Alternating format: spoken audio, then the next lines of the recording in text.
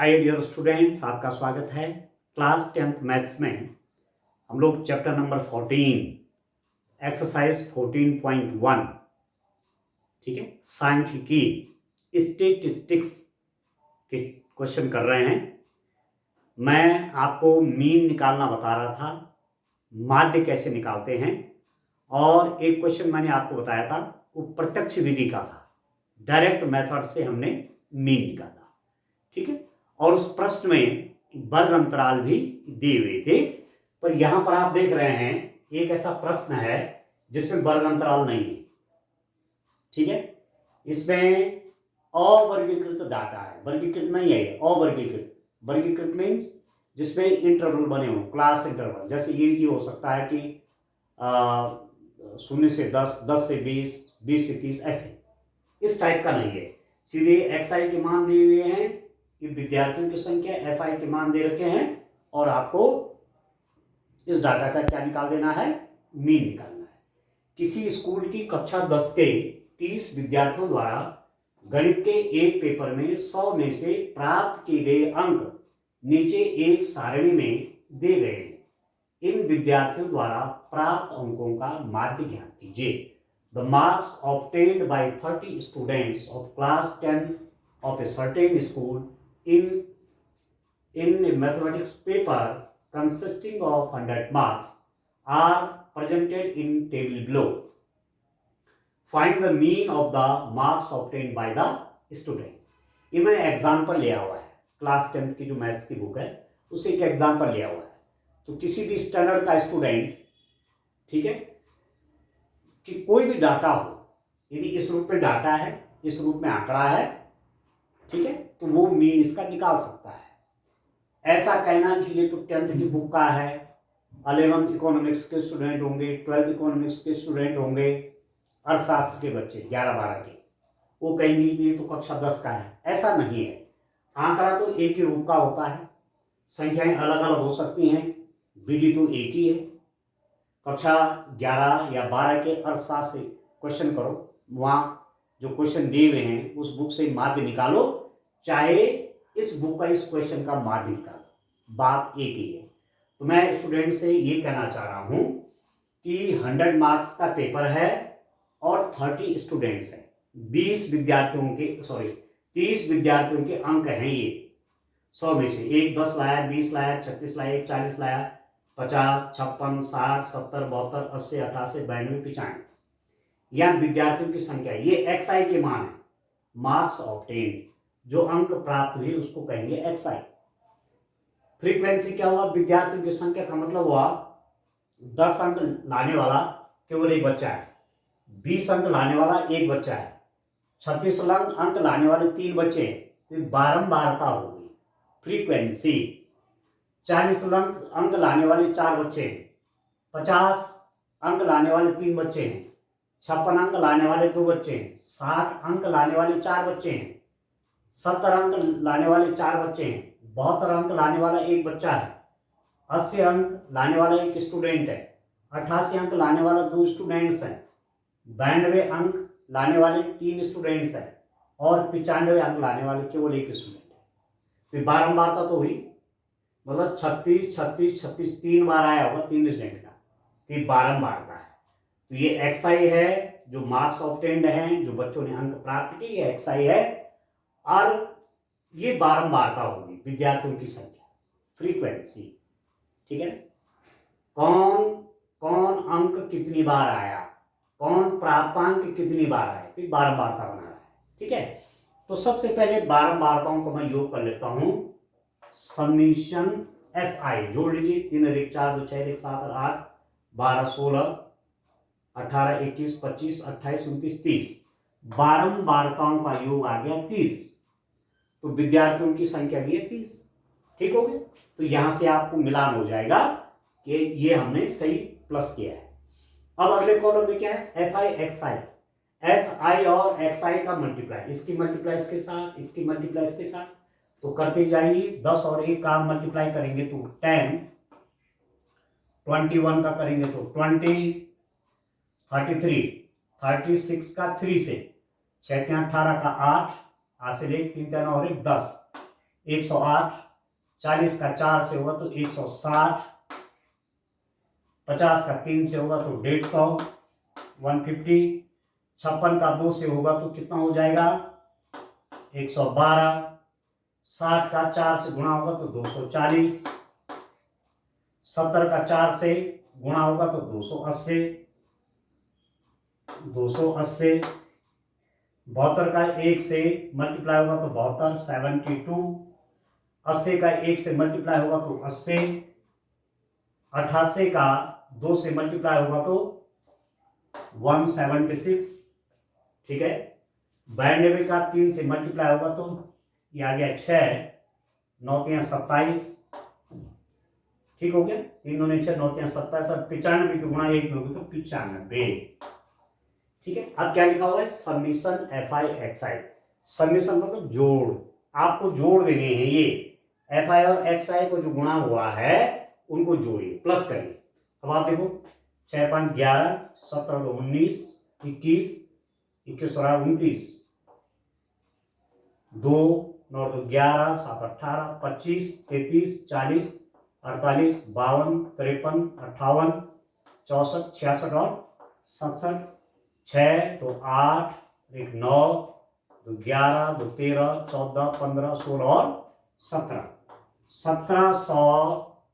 1779 समझ लीजिए, 1779, 1779 इसका योग हो गया इन सब का, ठीक है। अब क्या होता है माध्य, माध्य कैसे निकालेंगे, माध्य मीन, मीन कैसे निकलता है डियर स्टूडेंट, फॉर्मूला है एक्स बार, मीन को एक्स बार से दिखाते हैं तो this is equal to summation f i x i divided by summation f i. Mean कैसे निकलेंगे, summation f i x i बटे समीशन एफ आई, ये फॉर्मूला है, याद करिए इसको, ठीक हो गया। तो कितना हो जाएगा मीन एक्स बार, इसकी वैल्यू कितनी है, ये है 1779 डिवाइडेड बाय समीशन एफ आई है आपका 30 है, ठीक है। अब डियर स्टूडेंट आप देखिए भाग दीजिए, इसका इसमें भाग दीजिए, तो डिवाइड का प्रश्न करिए, 1779 में 30 से भाग दूंगा तो 5 बार जाएगा पहले, ठीक है, 6 बार तो 180 हो जाएगा, 150, 7 2 9, 3 9 9 टाइम जाएगा 270, फिर आएगा 9 दशमलव लगाइए, शून्य बढ़ाइए, 30 3 90, तो 59.3, 59.3 हो गया। तो जो आपका मीन आया वो हो गया डियर स्टूडेंट 59.3, ठीक है। तो जो माध्य आया इस प्रश्न में, इस आंकड़े का जो माध्य है वो कितना आ गया है, आपसे क्या पूछा हुआ है, आपसे पूछा हुआ है प्राप्त अंकों का माध्य ज्ञात कीजिए, तो यहां लिख दीजिए माध्य या मीन इज इक्वल टू 59.3, ठीक है दोस्तों। तो एक प्रश्न मैंने किस चीज का किया था, जहां वर्ग अंतराल दिए हुए हो, क्लास इंटरवल दी हुई हो, यहाँ क्लास इंटरवल नहीं दिया हुआ था, सीधे एक्स आई के आपको मान दिए हुए हैं, ठीक है, ये अवर्गीकृत आंकड़ा है, तो ऐसी स्थिति में माध्य आप इस रूप में निकालेंगे, ठीक है। एक क्वेश्चन आइए और करते हैं डियर स्टूडेंट, ध्यान से आप करेंगे। क्वेश्चन नंबर आप 2 देखिए, क्लास 10th के स्टूडेंट का है, क्वेश्चन नंबर 2 एक्सरसाइज 14.1 का, किसी फैक्ट्री के 50 श्रमिकों की दैनिक मजदूरी के निम्नलिखित बंटन पर विचार कीजिए, calculate the following distribution of daily wages of 50 workers of A factory. एक फैक्ट्री में 50 मजदूर हैं, ठीक है,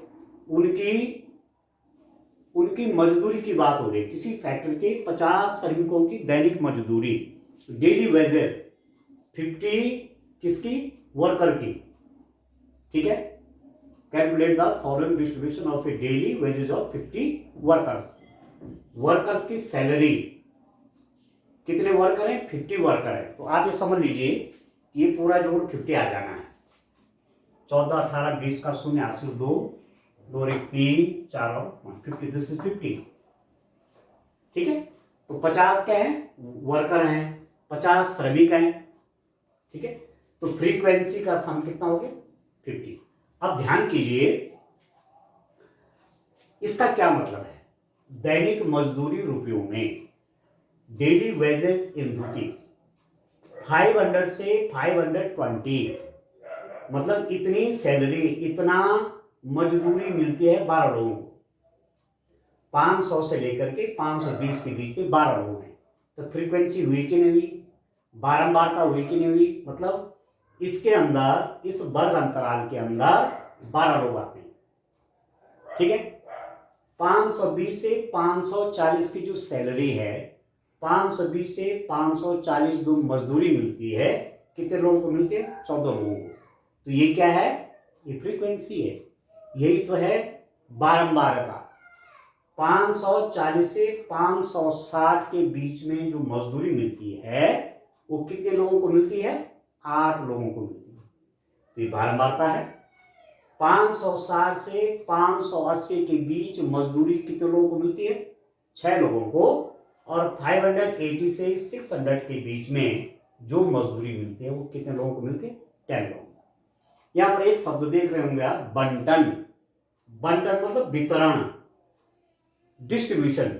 ये है आपके सामने चार्ट, इसको बोलेंगे बंटन या डिस्ट्रीब्यूशन।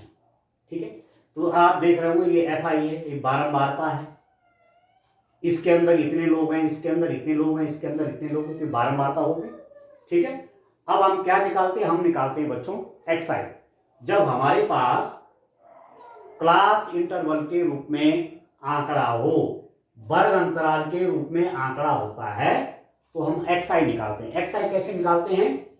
इन दोनों को जोड़ करके 2 से भाग करते हैं। तो 500 में मैंने 520 जोड़ा तो कितना हुआ? 1020 हुआ।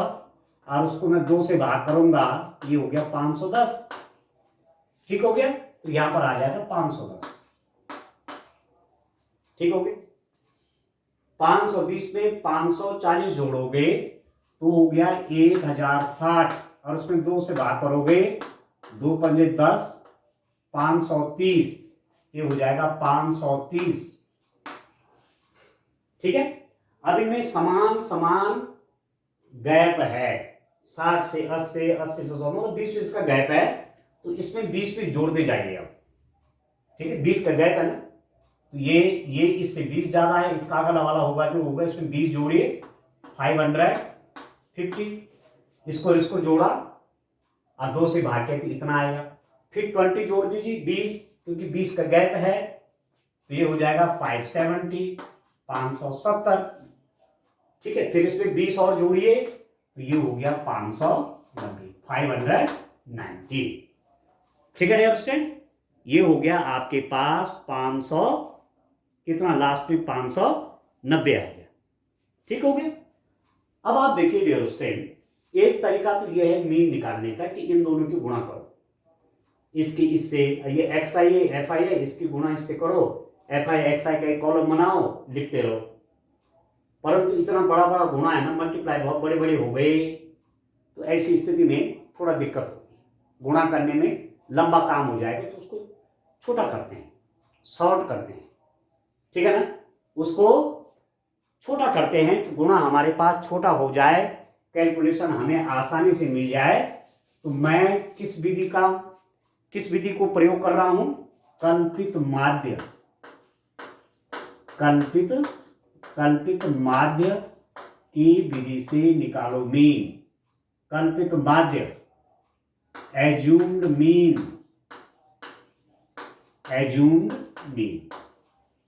माध्य निकालने का एक तरीका ये भी है, कल्पित माध्य, एज्यूम्ड मीन की विधि।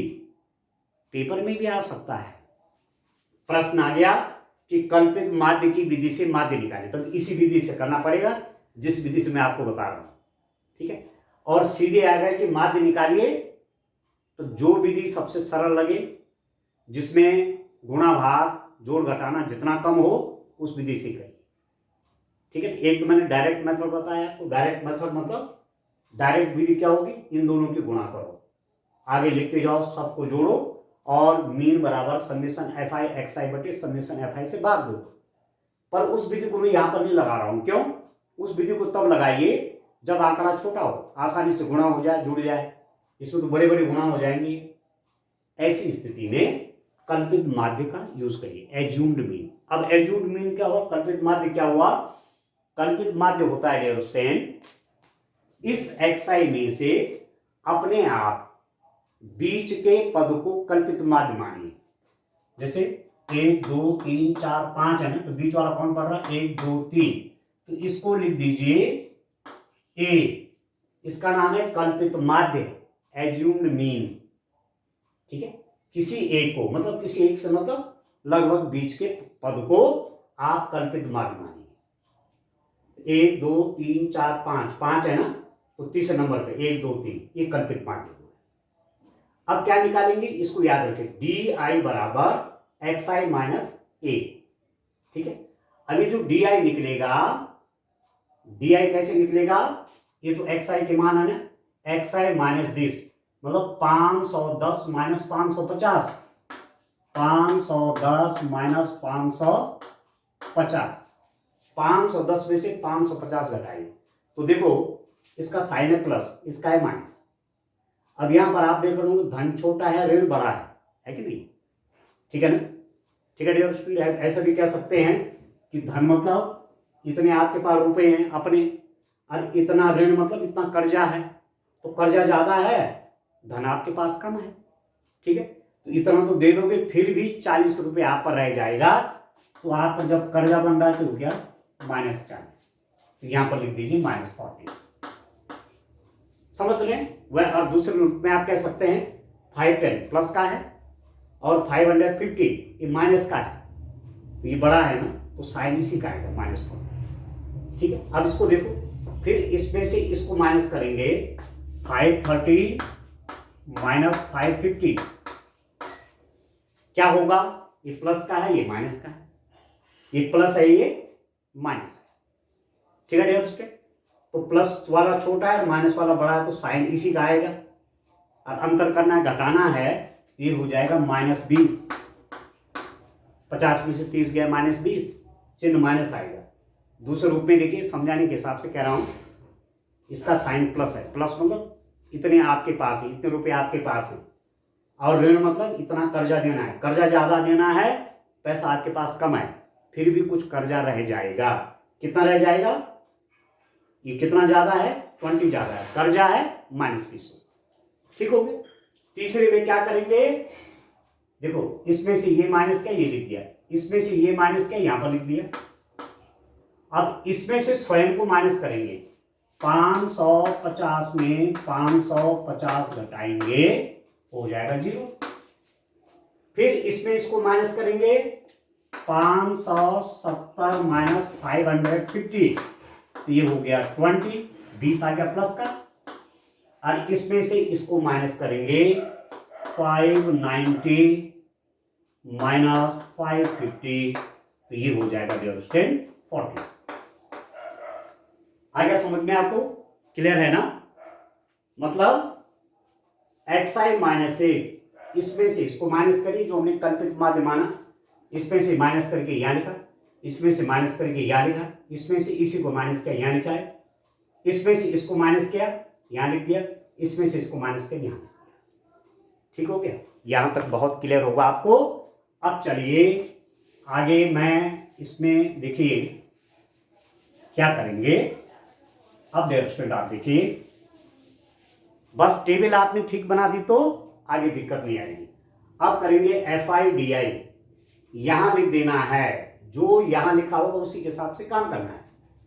F I D I, F I ये है फ्रीक्वेंसी और डी आई ये है, तो इनका गुणा 12 चौके 48 माइनस 480, देख रहे हैं 12 चौके 48, 0 आ जाएगा। 14 दूनी, अब देखो प्लस और माइनस के गुणा माइनस, 14 दूनी 28, 280 हो जाएगा। 14 में 20 का गुणा, -20 का गुणा 280। 8 में 0 का गुणा 0, 6 में 20 का गुणा 120 और 10 में 40 का गुणा 400। ठीक हो गया। इसका इसमें मल्टीप्लाई किया ये आया, इसमें इसको गुणा किया ये आया, इसमें इसका गुणा किया ये आया, इसमें इसका गुणा किया ये आया, इसमें इसका गुणा किया ये आया। चिन्हों का ध्यान रखिए, प्लस और माइनस की गुणा माइनस, प्लस और माइनस की गुणा माइनस, प्लस और माइनस की गुणा माइनस। अभी तो 0 से गुणा ये दोनों प्लस हैं तो प्लस, दोनों प्लस हैं तो प्लस। जब कुछ चिन्ह लिखा रहता तो प्लस माना जाता है। ठीक हो गया। अब क्या करेंगे, यहां पर निकालेंगे summation f I D I. Summation f I D I मतलब इनका जोड़। अब यहां दो प्रकार की चीजें हैं, ये तो ऋण में है और ये दोनों धन में है। तो पहले ऋण का हिसाब देखिए, -480 और -280 तो कितना हो जाएगा, जुड़ जाएंगे आपस में। पहले इतने का कर्जा था, इतने का और हो गया तो और कर्जा हो जाएगा, चिन्ह आता ऋण आ जाएगा। 0 8 8 16 86 ले 4 2 6 7 760 रुपये माइनस हो गए इनका, इन दोनों का। अरे देखो ये भी प्लस है ये भी प्लस है, 400 में 120 जोड़ेंगे तो 520 हो गए। ये प्लस का है 520 इन दोनों का, 400 प्लस 120 520। ये प्लस है ये माइनस है। अब आप ध्यान दीजिए, 520 माइनस 760 ये हो गए ना दो संख्याएं। अब ये प्लस है ये माइनस, ये आपके पास धन है, प्लस आपका है, माइनस का एक कर्जा है, कर्जा ज्यादा है ना, 520 दे भी दूंगा फिर भी कर्जा रहेगा तो उत्तर तो आएगा माइनस में। और 760 में 520 घटाएगा, 760 में 520 मैंने माइनस किया 240 तो -240 आ गया, -240 आ गया बच्चों। समझ में आ रहा आपको कि नहीं आ रहा है? यहां पर ये प्लस का साइन है, ये माइनस का है, ये धन है, ये आपका है, ये आपको देना है। तो 760 तो किसी के देने हैं और 520 आपका अपना है, तो कितना हो जाएगा, फिर भी देना बाकी रह गया, कर्जा बाकी रह गया। कितना रहेगा, इसमें से इसका माइनस करिए। किसी के आपने 760 रुपये देने थे, आपके पास 520 है, तो अभी कितना और देना पड़ेगा, 240। इतना देना है ना, कर्जा है ना, तो नेगेटिव के रूप में आएगा। ठीक हो गया। अब यहां पर हो गया डियर स्टूडेंट कितना, ये बराबर हो गया -240। Summation f I D I हो गया आपका -240। ठीक हो गया। अब आप देखो, देखिए डियर स्टूडेंट,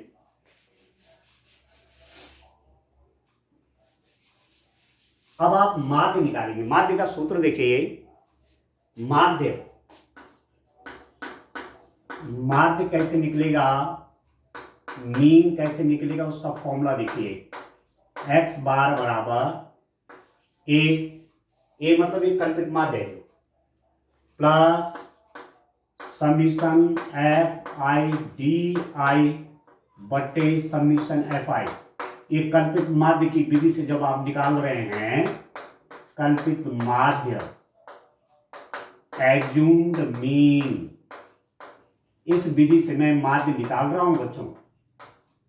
ठीक है, तो मीन दिया जाएगा ए कल्पित माध्य plus summation f I D I बटे समीशन एफ आई, इस सूत्र से दिया जाएगा। कल्पित माध्य कितना है आपके पास मालूम है, 550 है, 550। ठीक है, अब आप देखो एफ आई डी आई -240, -240 है summation f I D I का मान बटे समीशन एफ आई मतलब 50। आ गया आपको समझ में? ठीक आ रहा है डियर स्टूडेंट? ठीक आ रहा ना? तो अब आप देखो इसको हल करिए, इससे कट गया तो ये हो गया 550 माइनस 24/5। ठीक है, अब 24 में 5 से पहले भाग कर लीजिए। 24 में 5 से भाग करेंगे तो पहले जाएगा 5 चौके 20, 4 उतर गया, दशमलव लगेगा 0, 5 8 40। ठीक हो गया। इसमें इसका भाग दिया तो 4.8 आ गया। तो ये हो गया आपके पास 550 माइनस 4.8, ये हो गया बच्चों 550 माइनस 4.8। ठीक है, अब हल कर लीजिए। 550 में 4.8 कैसे घटाएंगे, इसमें तो दशमलव है नहीं, तो कैसे लिख देंगे 0.00 और इसको लिख देंगे 4.8। दशमलव की सीधे दशमलव आता है ना, इसे याद रखना, ये जीरो लगाने की जरूरत नहीं है। मैंने 550 को क्या लिख दिया 550.0, उसमें से घटाना है कितना 4.8, तो दशमलव की सीधे दशमलव, तो यहां पर ही आ जाएगा 4.8। अब आप देखो शून्य में से 8 में घटता, एक यहाँ गए, यहाँ भी नहीं था, यहाँ से लाए, यहाँ से गए एक, यहाँ 4 रह गए, यहाँ पर 10 हो गया, एक फिर यहाँ लेंगे, यहाँ पर 10 और 10 में से 8 गया 2 दशमलव। अब यहाँ पर 10 था ना पहले, एक यहाँ चला गया, कितना रह गया 9, 9 में 4 गया 5, एक वहां ले गई थी तो यहाँ पर रह गया 4, ये आ गया बराबर 545.2। 545.2 लिखे चाहे 20 लिखे एक ही बात है।